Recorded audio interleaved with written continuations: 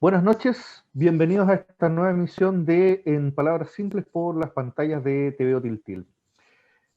Antes de comenzar con la conversación de esta noche, vamos a ir con un anuncio importantísimo y tiene que ver con que nuestro programa Decibel, dedicado a la difusión de la música y los artistas nacionales, cambia de día y de horario.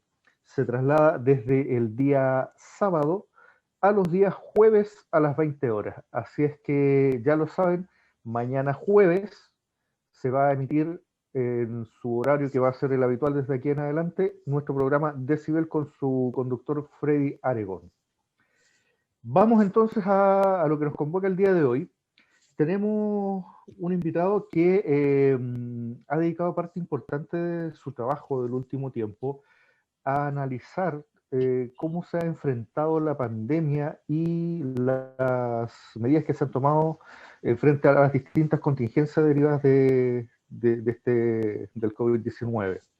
Estamos con el académico de la Universidad de Chile y presidente de la Fundación Creando Salud, Matías Goyenechea. Buenas noches, Matías. Buenas noches a todos. Matías, eh, vamos a... voy a partir Ujú. eh, tomando unas palabras tuyas. ¿No? Estuve mirando en las redes sociales y hace aproximadamente un mes Matías Goyenechea se mandó esta declaración. Decía, el manejo del gobierno ha estado marcado por el autoritarismo y la opacidad. Esto obviamente frente al manejo de la pandemia. ¿Podrías explicarnos en qué contexto se dieron esas declaraciones? Sí, a ver, yo creo que un poco lo que uno tendría que considerar es en la dimensión política del manejo de la crisis, ha estado marcada, yo diría, por varios elementos. Por un lado, un gobierno que estaba débil en términos de aprobación, con una institucionalidad política además que venía cuestionada desde hace ya bastante tiempo, y un país que estaba en un proceso de movilizaciones sociales. Y probablemente todavía lo está, o sea, no lo vemos ahora por las medidas de distanciamiento físico, etcétera, pero esto es un proceso que no ha terminado. Y en este contexto es que bueno, llega hasta esta cosa del COVID-19 a Chile, eh, y el gobierno tiene que reaccionar en torno al tema. Yo más o menos mencionaba un poco el tema de la conducción en el sentido del autoritarismo, considerando de que cuáles han sido los rasgos un poco que han marcado este proceso. Primero, en un comienzo no se quería dar espacio al mundo político-social y solamente se tomaban las decisiones en un espacio cerrado entre el presidente, seguramente el señor Larroulet, y que es el jefe de los asesores del segundo piso de la moneda, y Mañalich. Y no habían otros espacios de participación. Eso fue al poco andar haciendo crisis, evidentemente, y tuvieron que generar algunos espacios ad hoc. Pero son espacios que han sido, uno que es por ejemplo, el Consejo Asesor, que es de carácter técnico, pero este Consejo Asesor, que es consultivo, tampoco se lo consulta de todas las decisiones estratégicas respecto al tema. Y después se generó lo que fue la Mesa Social COVID, que fue propuesta por Blumel como ministro de Interior, y él conducía ese espacio. Y también, bueno, de social también uno podía decir, cuestionarlo, porque no habían muchas organizaciones sociales. Lo más social que había ahí era el colegio médico, pero no había nada más. Entonces, nosotros estamos replicando en esta crisis sanitaria un poco lo que es el carácter de la política y del Estado también chileno, o sea, escasos niveles de participación. Yo creo que eso es evidente que está marcado un poco nuestra conducción política en general en los últimos 30 años por estas exclusiones y por sistemas que están marcados o que están diseñados para evitar la participación social. Y por otro lado también otro rasgo que yo creo que también se ha exacerbado en esto es el carácter centralista de la toma de decisiones. O sea, aquí hay un triunvirato entre la Roulette, Piñera y Mañalich en un principio que toman las decisiones para todo Chile sin tener pertinencia local. Las comunidades y los territorios se enteran de las medidas por la prensa, incluso las autoridades del mismo gobierno. Entonces, por ejemplo, Aysén, cuando lo desconfinaron, sale la gente, Aysén y Los Ríos, sale la misma gente de la gobernación, de la Sereni, etcétera, que son de gobierno, quedando estupefactos porque nunca les habían ni siquiera mencionado acerca de esta posibilidad. Entonces también, junto con estos escasos niveles de participación, está este problema del centralismo y de la toma de decisiones en el centro de Santiago y nadie más participa acá. Y lo de opacidad tiene que ver un poco con, bueno, los datos en general, la transparencia con la información ha sido muy mala. O sea, hoy día ya contamos con 2 pronunciamientos de la Contraloría General de la República donde genera o plantea de que tiene discrepancias serias con los números del gobierno en términos de contagio y de muertos.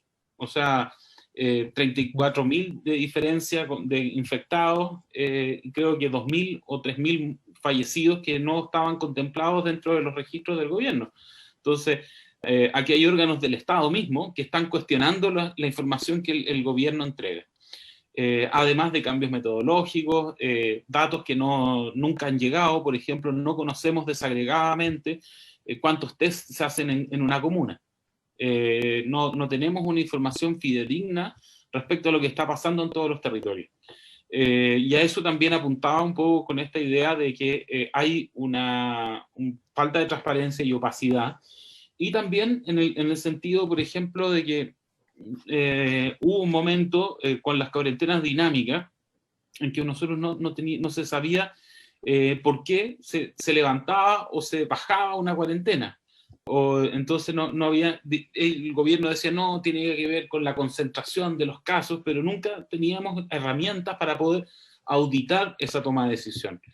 Yo creo que eso ha sido un elemento deficitario, y yo creo que si bien con la salida de Mañalich se hacen ciertos esfuerzos en transparencia, estos esfuerzos todavía no han sido del todo subsanados el problema estructural que tenía el gobierno en esto.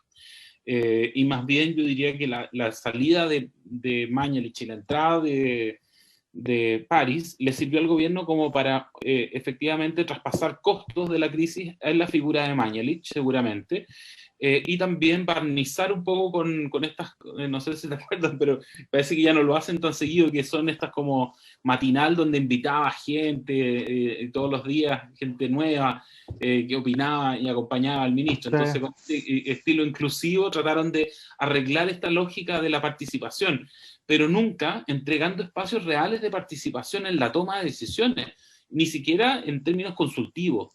Entonces, yo diría que ahí hay se devela nuevamente este carácter del Estado restringido en la participación, y probablemente también de los sectores políticos del oficialismo, que probablemente no tienen o no le ven el valor a la participación.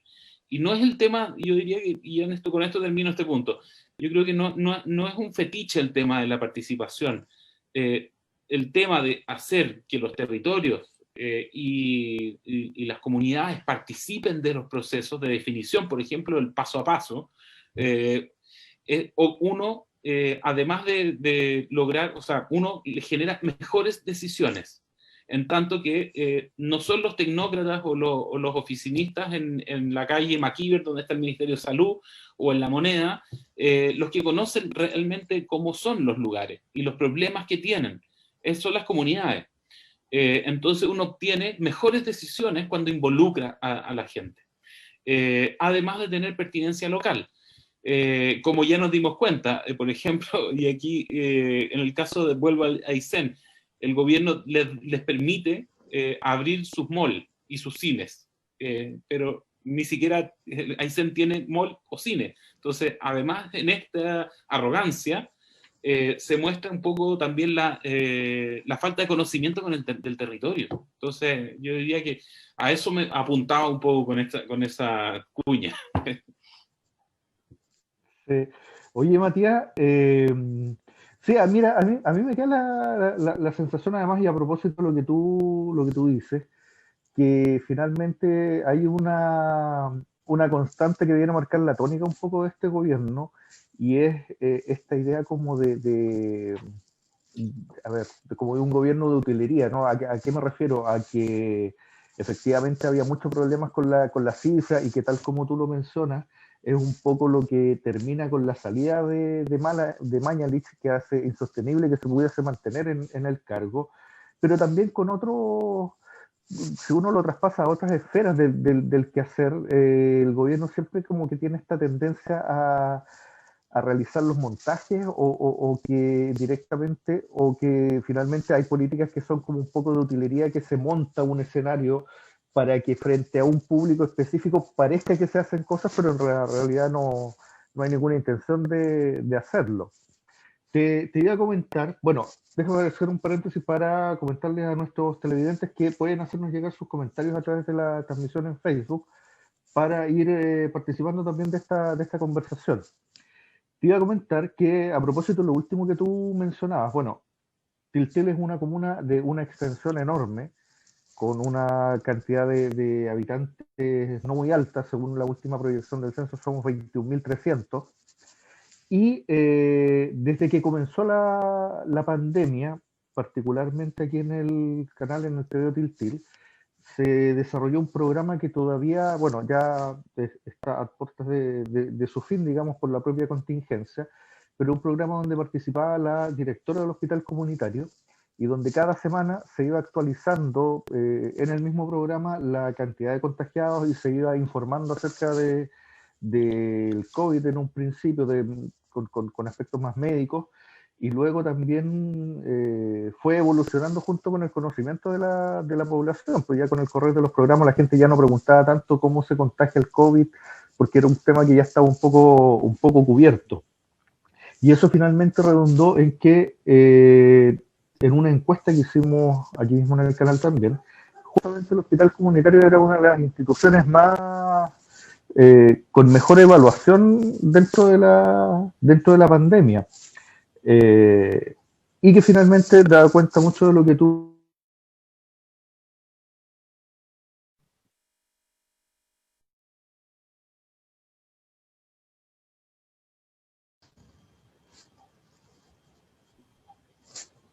Ahí. Sí, perdón, tuvimos un pequeño inconveniente técnico ahí. Matías, con lo que ya mencionábamos, según todo lo que tú has investigado, ¿cuál, ¿cuál crees tú que puede ser la evolución del proceso de la pandemia? Entendiendo que todavía hay, si bien pareciera que hay un plan un poco mejor elaborado con la idea del desconfinamiento progresivo por etapas, eh, aún hay una serie de dudas con respecto a su implementación y finalmente qué nos depara el futuro. ¿Cómo avisoras tú el posible escenario que se dé de aquí en adelante? Sí, bueno, a ver, es una buena pregunta. Lo primero que uno tendría que contestar en esto es que la forma de enfrentar la crisis por parte del gobierno estuvo centrada básicamente en los aspectos como curativos, asistenciales.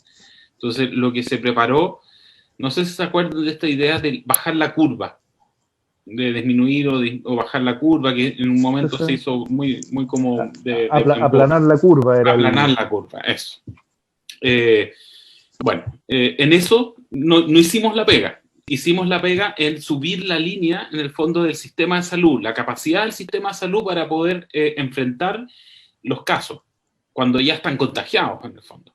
Y esto ilustraba un poco la estrategia sanitaria que buscó, y esto fue el castillo de naipes que se le cayó al señor Mañalich, lo llamado como inmunidad de rebaño. Entonces, lo que se buscó fue que la población se contagiara.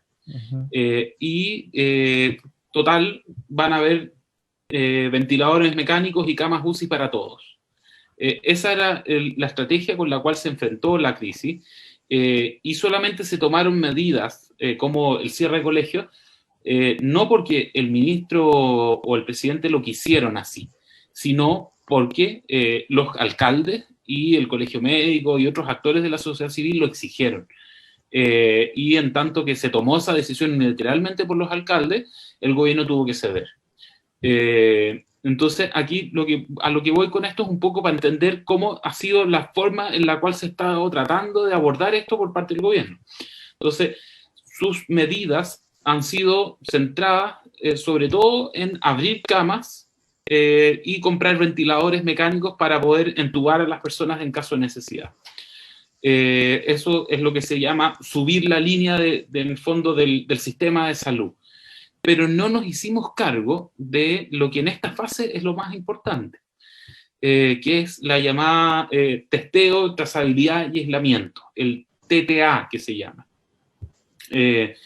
Nosotros, si es que en marzo hubiésemos efectivamente aislado a la gente que venía de España y que traía el virus y lo hubiéramos aislado realmente, probablemente no tendríamos la cantidad de fallecidos que tenemos ahora.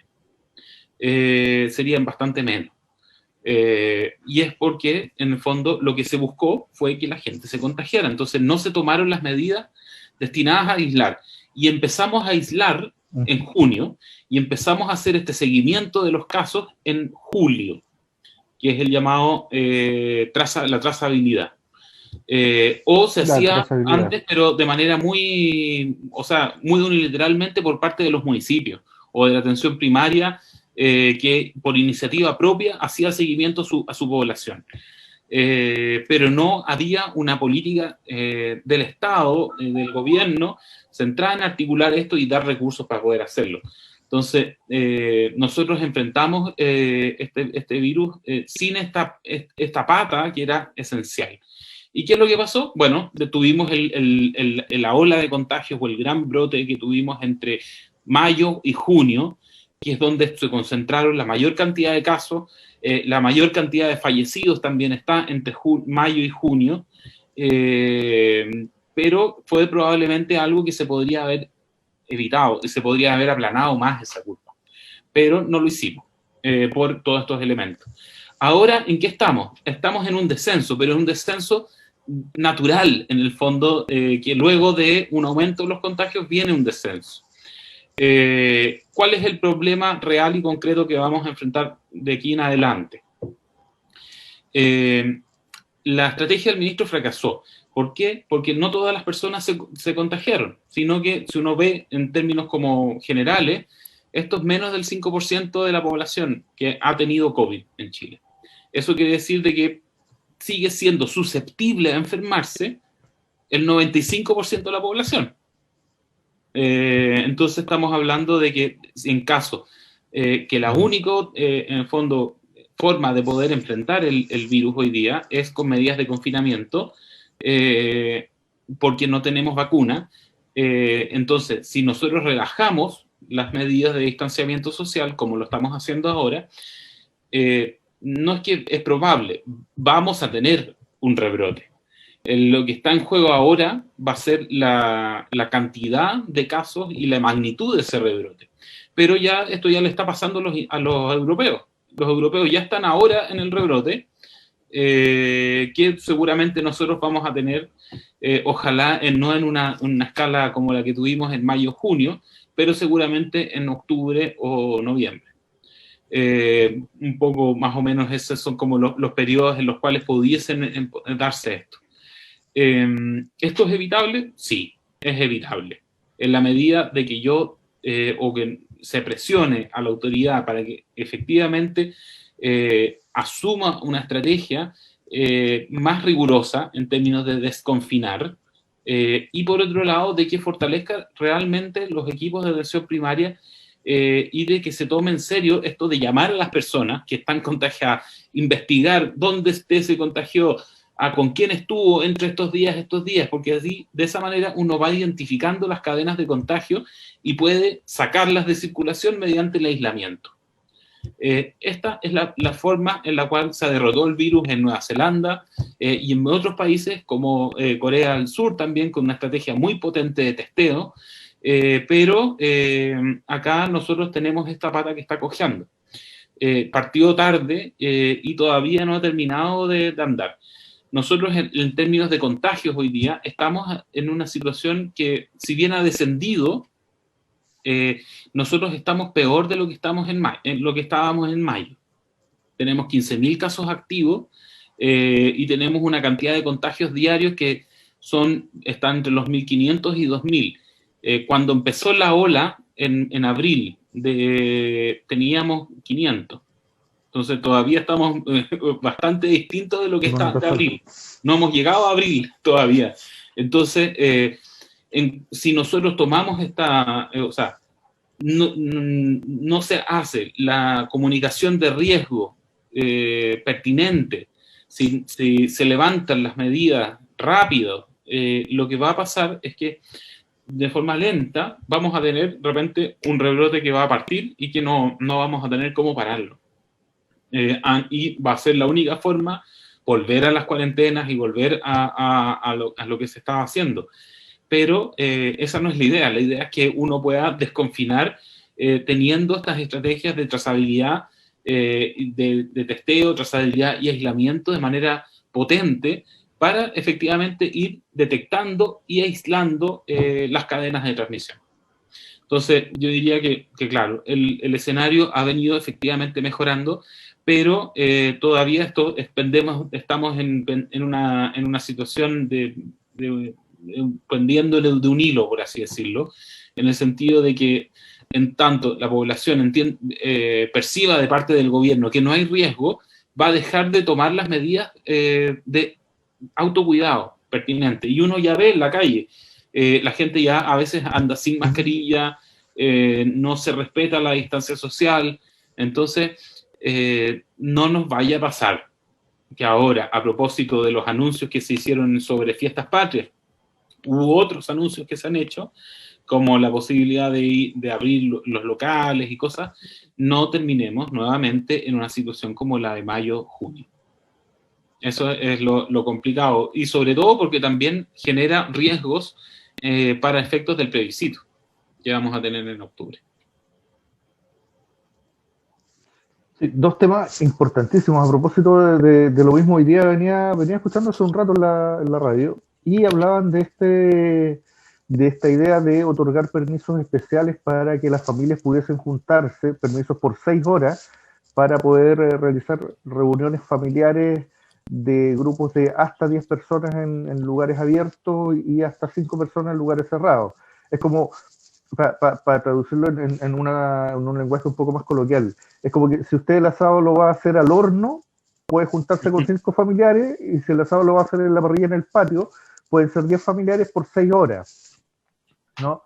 Que finalmente pareciera una medida que viene a tratar de otorgar algo de, entre comillas, normalidad a las celebraciones de fiestas patrias, con una población que particularmente también ha estado confinada durante harto tiempo, ¿no? Sin embargo, pareciera que el remedio pudiese ser peor que la enfermedad, de acuerdo a lo que tú me mencionas, ¿no? Sí, un poco comentar un poco eso. Yo creo que efectivamente las cuarentenas en Chile han sido, y en general quizás en los países latinoamericanos, ha sido más difícil cumplir. Y lo que en un país con políticas sociales que sean quizás más potentes, se demora 2 semanas, en la región metropolitana nos demoramos 2-3 meses para efectivamente bajar los casos. Y eso habla de la desigualdad. ¿Por qué? Básicamente porque teníamos contingentes importantes de personas que, pese a la cuarentena, tenían que salir a trabajar de igual forma.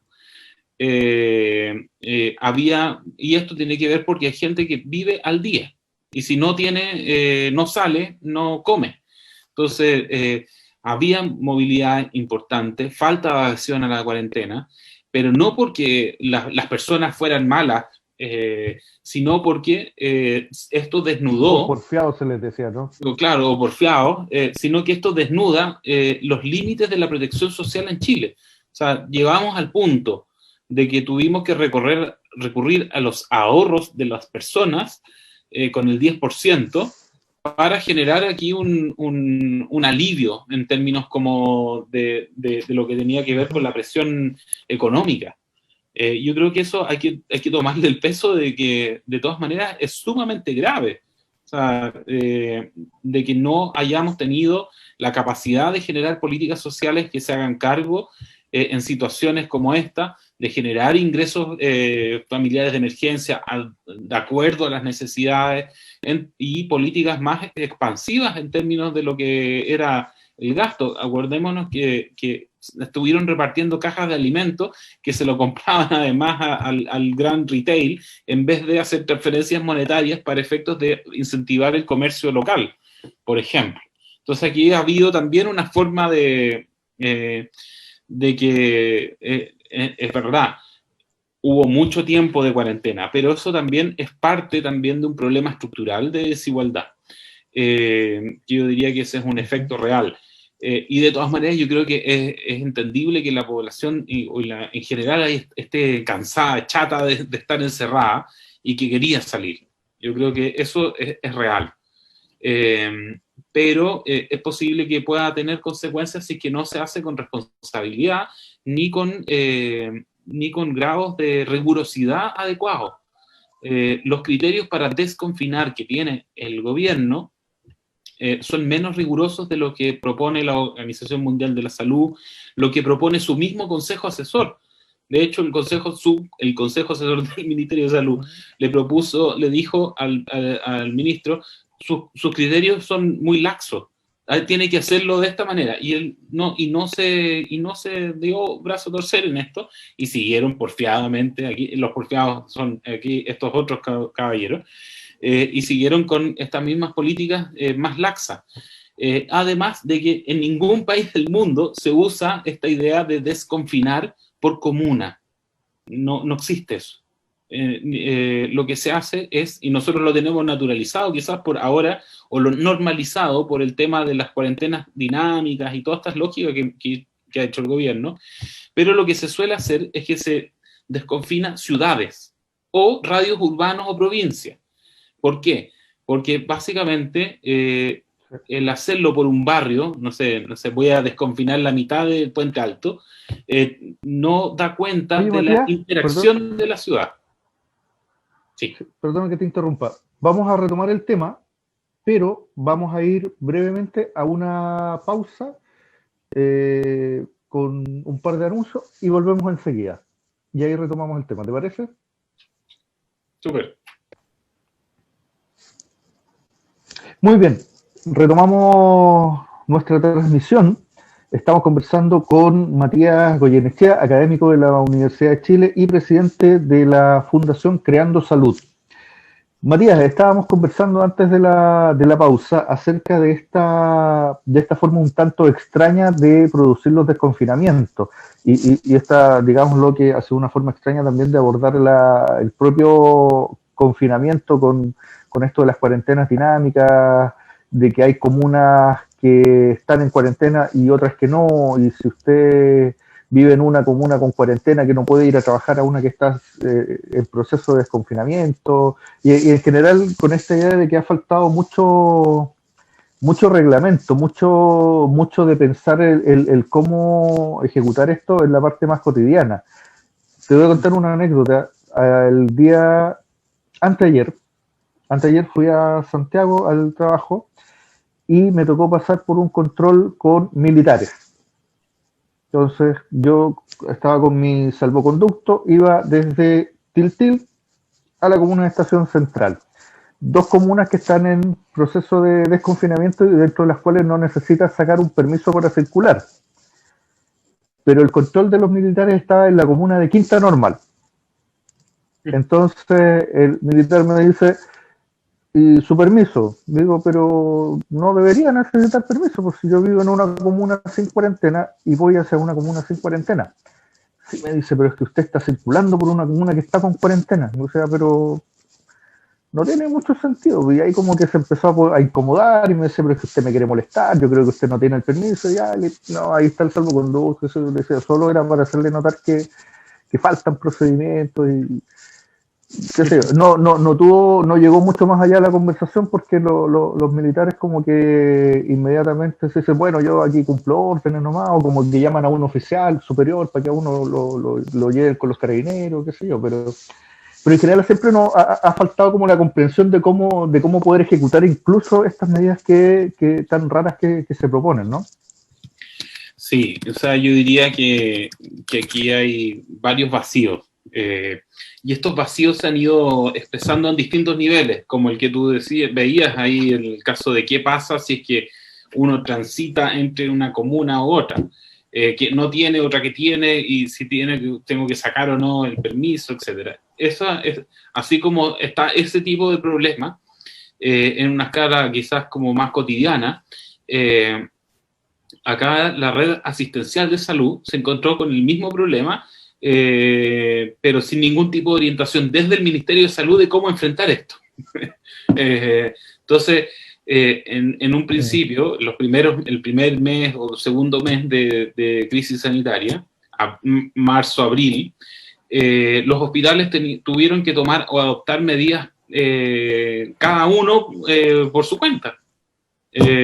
O sea, y decidieron unilateralmente suspender las intervenciones quirúrgicas para no exponer a la población de riesgo a tener que ir al hospital.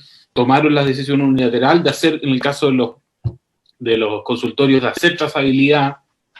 Entonces, aquí hubo hartos vacíos en eso. O sea, yo creo que la conducción en general ha estado marcada por esta situación de que no se han ido como haciéndose cargo de todo el proceso o efectivamente quedan estos vacíos que muestran un poco de falta de rigurosidad en el proceso.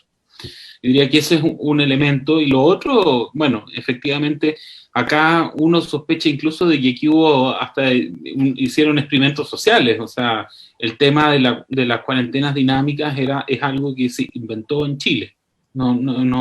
Y el desconfinamiento dinámico que tenemos ahora también es un invento made in Chile.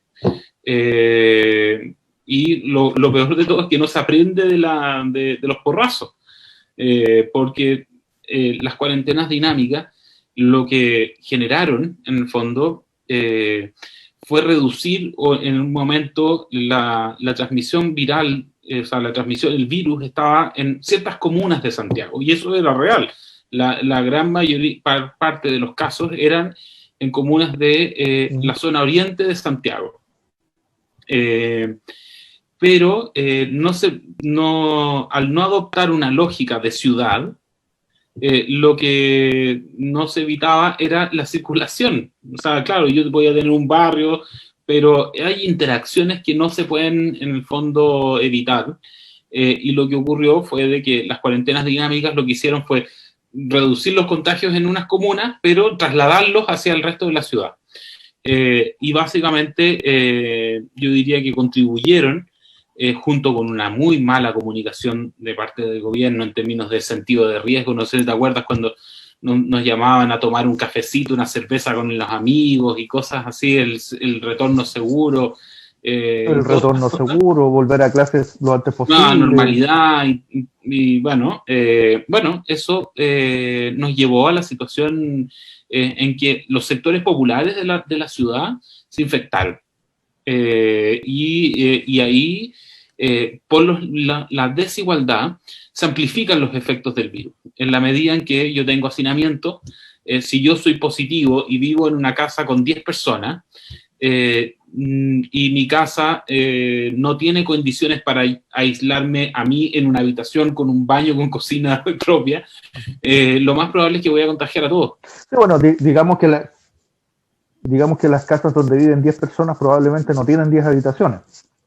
Además, entonces, Aquí la golpeó, yo creo, de manera muy fuerte ese tema de la desigualdad, del problema de la vivienda en Chile. Yo creo que eso es un tema que ha salido.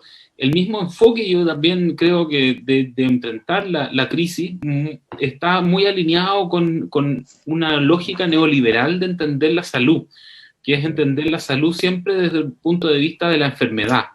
Entonces, ¿cómo respondemos a esto? Bueno, pongámosle camas, pongámosle ventiladores, pero no prevengamos. No prevengamos los contagios. Entonces, esto está muy alineado con una lógica incluso comercial, en el sentido de claro, la enfermedad es lo que genera el ingreso para la clínica y todo lo que tiene que ver con la máquina comercial detrás de la salud. Y esa lógica también se vio acá. Y todos estos problemas yo creo que en el fondo nos han ido generando un poco la situación en la que estamos. Y un poco yo diría que eso también van a tener que ser desafíos a propósito del proceso constituyente que viene. O sea, de poder repensar quizás estas formas de entender la salud, de entender los derechos sociales como vivienda, ingresos, trabajo, etcétera.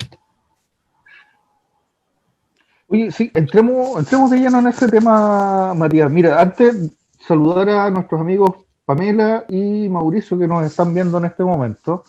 Y ya que tú lo mencionaste, ok, hemos pasado por este proceso de pandemia que nos deja una enorme cifra de contagiados y fallecidos y que nos deja una enorme incertidumbre hacia el futuro porque nos encontramos en esta situación de vulnerabilidad que tú describías, ¿no?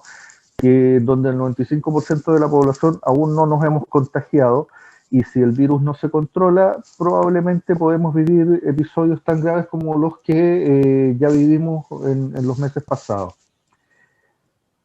Independientemente de las medidas urgentes que hay que tomar para prevenir los rebrotes y lo que tú mencionabas recién, ¿qué lecciones uno debería sacar de aquí para el futuro y pensando en que justamente nos enfrentamos a un proceso constituyente en que tenemos la posibilidad de escribir una nueva constitución para el país y en donde debería tal vez abordarse en ese mismo documento, en esa misma constitución, el tema de la salud? Desde el punto de vista de la salud pública, ¿cuál te parece a ti que debería estar incluido dentro de la Constitución o debería abordarse más bien en leyes particulares? ¿Cómo debería abordarse? Sí, a ver, yo creo que voy a hablar este tema como en dos momentos, quiero hacer dos puntos. El primero por el tema del plebiscito. Yo creo que efectivamente desde el punto de vista sanitario es necesario tomar medidas para garantizar de que efectivamente sea un proceso donde vaya masivamente la población a votar. Y que también se garantice además a propósito de la discusión el derecho a sufragar de las personas que puedan tener COVID. Yo creo que eso también es importante y hay propuestas sobre la mesa al respecto. Respecto a la discusión más de la Constitución propiamente tal. Efectivamente, nosotros tenemos una Constitución donde hay ciertos derechos. La salud está incluida. Pero hay una trampa acá. Hay derechos que son más derechos que otros, por así decirlo. Entonces, o que tienen mayor grado de mecanismos para hacer cumplir ese derecho. Entonces, nosotros tenemos, por ejemplo, el derecho a vivir en un medio ambiente libre de contaminación. Y el Estado debe garantizar eso. O el derecho a acceso a salud. El problema está en que hay un derecho que es más poderoso. Y ese derecho que es más poderoso es el derecho de propiedad. Entonces, por ejemplo, en el caso de una comunidad que se pueda ver afectada por una planta de carbonífera, por ejemplo, de energía, el derecho a propiedad es más fuerte y protege la inversión privada en ese territorio que el derecho a una comunidad de vivir libre de contaminación. Entonces tenemos las zonas de sacrificio. Y eso es una expresión de que efectivamente tenemos derechos más importantes que otros. Yo creo que ese es un elemento que es clave hacernos cargo.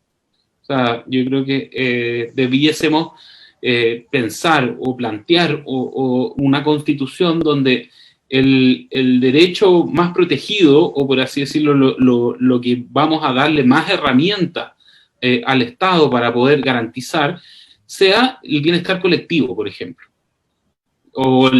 Y en función de este bienestar colectivo, uno puede proteger salud, puede proteger educación, puede proteger pensiones, puede proteger vivienda u otros derechos, por sobre lo que una persona individual quiera hacer. Entonces, yo creo que ahí hay una discusión que hay que dar. ¿Cuáles son las herramientas que vamos a entregar o en una nueva constitución para efectivamente hacer cumplir esos derechos? En salud, nosotros tenemos un problema. El derecho a la salud está pensado actualmente como una forma de, o se pensó como una forma que fundara mercado. Esto bueno, tiene una vuelta más interesante. ¿Qué es lo que dice la Constitución? La Constitución dice hoy día que el Estado tiene el derecho se entrega el derecho a la ciudadanía de acceder a salud, pero acceder a poder elegir entre cotizar en un sistema privado o en un sistema público. Entonces, ya, uno diría, bueno, yo puedo elegir, claro, pero el hecho de que constitucionalmente esté garantizada esa elección obliga al Estado a defender la existencia de un mercado privado de salud, que no existía, que no existía como lo dimensionamos. Y a mantener la obligación de una elección que finalmente no es tal porque uno opta a lo que puede pagar. Claro, pero la trampa está en que las personas que sí pueden pagar se llevan los recursos de la seguridad social y se usan privadamente esos recursos, y no es poco. Es un punto del PIB completo que se ha usado y se ha usufructuado por parte de las ISAPRES para expandir su negocio, hacer clínicas, comprar clínicas, hacer grandes grupos empresariales, a tal punto que hoy día este es un negocio tan lucrativo que vinieron los gringos a comprar los grupos chilenos, llegaron los ingleses a comprar los grupos nacionales, Banmédica, que era de Penta, fue comprada ahora por una transnacional que es United Health, o los británicos de Bupa compraron Cruz Blanca. Entonces, este es un negocio muy lucrativo y que está subvencionado por los recursos de la seguridad social. Entonces, en estricto rigor, en la forma en que se concibió la Constitución, estaba pensada en ese sentido. Estaba direccionada en poner esto de tal manera en que pudiese blindar el negocio privado en salud y fundar mercado y expandir el mercado en un área donde no había mercado. ¿Qué es lo que uno debiese apuntar en una nueva constitución? A que efectivamente haya acceso, cobertura universal, pensada como cobertura de las cosas a los servicios a los cuales yo accedo, la calidad a la cual se entrega y la protección financiera que va a contar. Pero además debiésemos pensar que la salud no es solo enfermedad.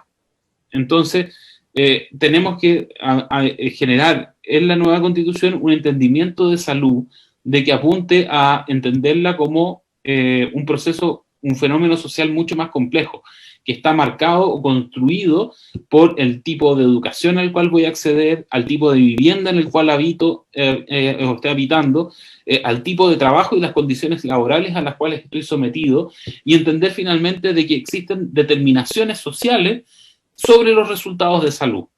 En ese sentido, yo creo que, por ejemplo, una forma de consagrar el derecho a la salud pudiese ser de que el Estado tenga que garantizar o buscar propender hacia que haya equidad en los resultados de salud y no mantener la situación que hoy día existe, donde comunas de la región metropolitana de mayores ingresos, las personas viven en promedio 10 o 12 años más que en una comuna más pobre, que tiene que ver un poco con la calidad de vida con la cual pueden acceder. ¿Cómo Espérate, me interesó ese dato, Matías. ¿Puedes desarrollarlo más? O sea, los resultados de salud en general de la población no es homogéneo en el territorio. Entonces, las personas que están expuestas a una alimentación, por ejemplo, más poco saludable, a las personas que están expuestas a trabajos, por ejemplo, que sean más riesgosos, los territorios donde hay una mayor grado de hacinamiento, todos esos factores que son sociales en el fondo, son construcciones sociales, no es por la divina gracia del Espíritu Santo que ocurre, sino que por efectos de construcciones sociales que han determinado eso. Entonces, genera resultados de salud distintos. Entonces, cuando uno revisa los datos de prevalencia de enfermedades, de esperanza de vida, entre otros. O sea, uno puede encontrar, por ejemplo, dónde las personas, por ejemplo, con más diabetes, dónde están ubicadas, en las comunas del barrio Alto de Santiago o en la zona sur de Santiago, por ejemplo. Uh-huh. Y uno se va a dar cuenta que la distribución de la morbilidad de las enfermedades castiga a la población más pobre. Y esto es clave de poder entenderlo, porque uno se queda con una lógica de entender salud, que es una lógica neoliberal de entender salud como responsabilidad individual. Entonces, usted es el malo porque elige comer McDonald's, o fuma, o toma, y no se contempla los factores sociales que determinan esas elecciones. Si yo tengo 20, 30 minutos para poder almorzar en la pega, seguramente no voy a poder elegir vivir sano y comer en comida casera, y demorándome una cantidad de tiempo que no voy a tener, y voy a tener que elegir la comida rápida. Y eso me va a predisponer a tener más enfermedades. Absolutamente. Entonces, claro, ahí... Te lo comentaba, Matías, porque me interesó el tema, porque finalmente, en esa misma lógica, nosotros vivimos en una comuna donde el agua es un tema, ¿no? Porque los recursos hídricos no se... tal como tú lo mencionabas, la prioridad del uso de los recursos hídricos no es el consumo humano necesariamente, e incluso hay localidades que el agua al que pueden acceder, hay sospechas siempre de que pudiese contener algún tipo de contaminante. Tenemos empresas contaminantes que generan emisiones nocivas, no molestas, como un olor molesto, o que emiten partículas una mayor cantidad de partículas de polvo que se liberan al ambiente, y en una comuna donde tampoco tenemos acceso a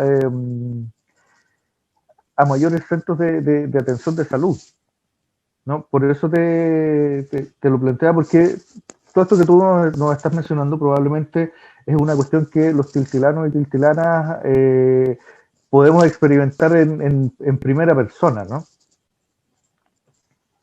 sea, claro, todos estos factores van a determinar, en el fondo, la exposición a contaminantes. El mismo acceso al agua son determinantes a la hora de ir generando o sedimentando poco a poco, año a año, los resultados de salud que va teniendo la población. A propósito un poco de esta discusión, por ejemplo, y mirando los datos del COVID, volviendo al tema COVID, yo estuve comparando comunas y viendo los resultados de las comunas del barrio alto con comunas más pobres. Y uno ahí se da cuenta que efectivamente las condiciones sociales a las cuales están sometidas las poblaciones y los territorios determinan los resultados de salud. Entonces, una comuna como Vitacura, o Las Condes, o Lo Barnechea, tienen 2 veces menos contagiados y 2 veces menos muertos que otras comunas de la región metropolitana. Y eso es sumamente brutal. O sea, tiene que ver con el acceso que tienen a servicios de salud, como tú mencionabas.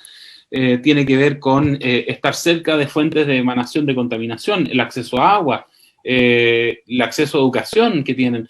Entonces, hay una serie de variables que van construyendo estos resultados que van teniendo las poblaciones.